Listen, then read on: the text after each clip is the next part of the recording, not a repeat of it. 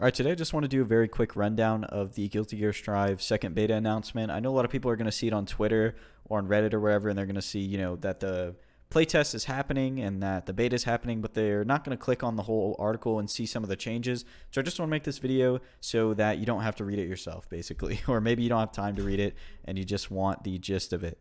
Here's the timetable. This is basically whenever you can download the game, whenever you can play it, and when it's going to be available. The way it works is the game is only going to be available during these testing times.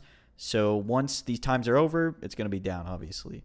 Platforms, PS4, PS5. You can crossplay between 4 and 5, but not PC that we know of yet. They did say they were talking about it on Twitter, that after the full release, they want to implement PC crossplay. So something to look forward to and something to think about when you're purchasing the game. Playable modes, versus mode, play against a CPU or another player, tutorial, training, online match, and no player matches will not be available during the beta. That doesn't mean it's not in the final game. It's just not going to be in the beta. That was a big misconception with the rematch thing in the first beta, is that they said there wasn't going to be any rematches because they want you to play a bunch of different people to test their connections. But I guess some people didn't read through that, and they thought that it just wasn't going to be in the game. Playable characters, all the same from the first beta, except for Angie and Eno are added. So that's pretty cool. Didn't expect to be able to play these two before the game came out. Battle balance has been adjusted after the open beta test February. We're going to talk about this down lower. They actually detail all the changes, so we'll talk about that in a second. Online mode, you can now select a duel station. Okay, this is cool because you don't have to sit in the Habbo Hotel and swing your dick around to find a match. You can just walk up to the station. These are supposed to be like the arcade cabs, I think, in the other ArcSys games. You just walk up and sit down, I guess, or stand next to it, and your character is in the ready position, ready for somebody else to click on it.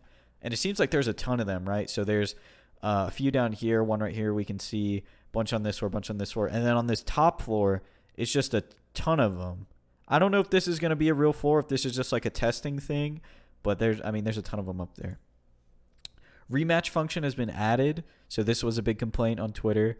And in the ranked tower, you can match up to 3 times or until the other player's floor change, or until somebody's floor changes. So basically, you either rank up or rank down. This isn't like the Tekken thing, right? You know how in Tekken you can deathmatch, you can just keep rematching each other. They do limit you here. In the Oaken Park, you can rematch as many times as you want, as both players agree. This is because there's no rank in the park. That's like a casual lobby, like Battle Lounge.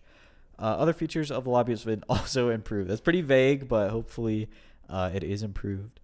Before we get into battle balance, let me explain something about anti-airs in the first beta that people were complaining about, was that jumping in was too powerful and anti-airs weren't powerful enough. So basically, the reward for jumping in outweighed the reward for getting anti-aired. So if you get anti-aired 6 times, but they miss the 7th anti-air, you are going to do significantly more damage than the person who anti-aired you 7 times, because the damage is so high that it's way more weighted in your favor to continuously jump in and eat an anti-air and just wait for somebody to miss one, and then you're going to kill them, right?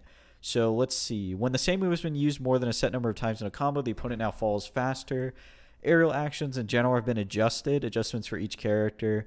I'm guessing, characters like Amelia, like fast characters and characters with extra things in the air are going to have different changes, obviously. Using aerial attacks, double jumps, and air dashes now causes recovery on landing. Jumps and air dashes now cover less distance. So I didn't even see this the first time I read this. Jumps and air dashes now cover less distance.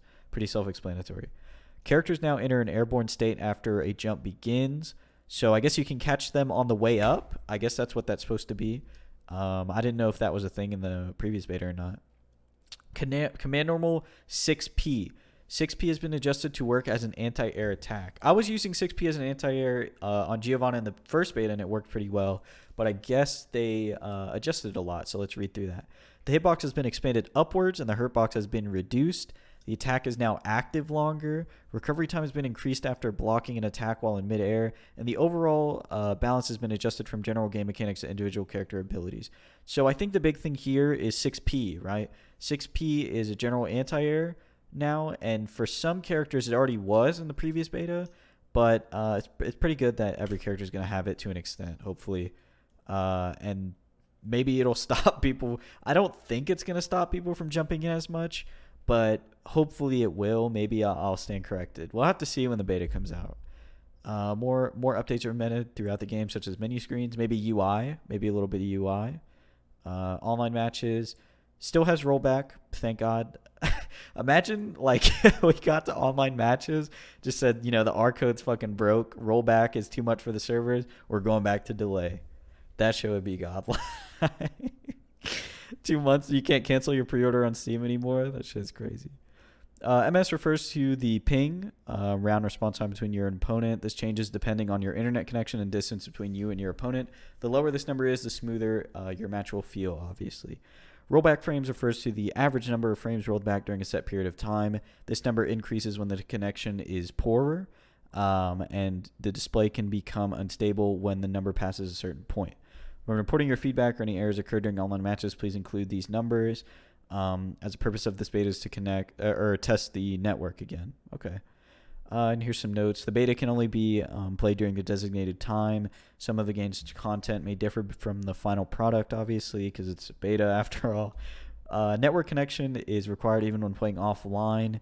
Save data from open beta cannot be carried over to the final product, and PlayStation Plus is not required to play the open beta. Another thing to note that I think I skipped over was if you had the previous open beta installed, it said you didn't have to reinstall it, I think. Right here, for those who have been in the previous open beta, it will be updated to the open beta test 2 client, and you do not need to download the new client. So that's pretty good.